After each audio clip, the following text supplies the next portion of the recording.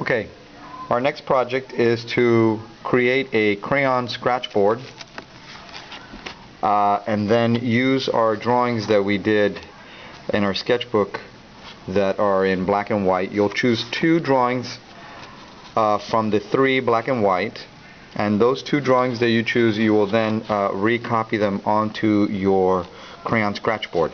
But here's some examples of some of these scratchboards. This is just black wax on white paper. We're actually going to do crayon underneath, and then black, and then when we scratch we're going to see all these colors come out.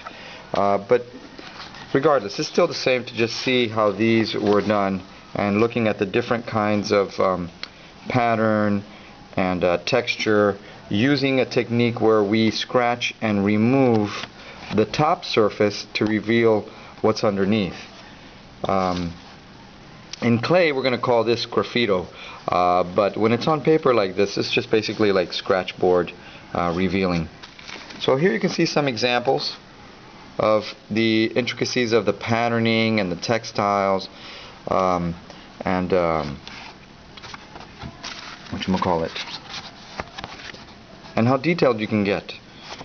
So this is what I'm talking about when I ask you to get really patterned, really textured, really detailed, and to have a variety of line weight, meaning from thick to thin, and to be creative, to be playful, right? And here we have some nice patterning happening in here. So we can call these like thick lines, and then some of these are thin lines, right?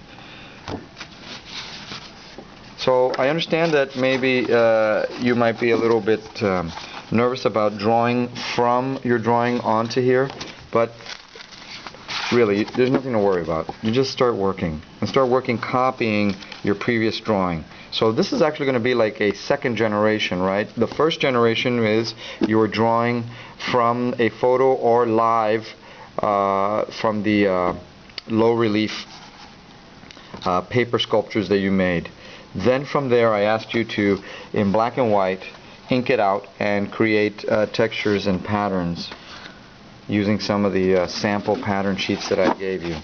And then now you're going to recopy from your drawing in your sketchbook onto here. So this second generation is going to be a bit more stylized and a bit more idealized.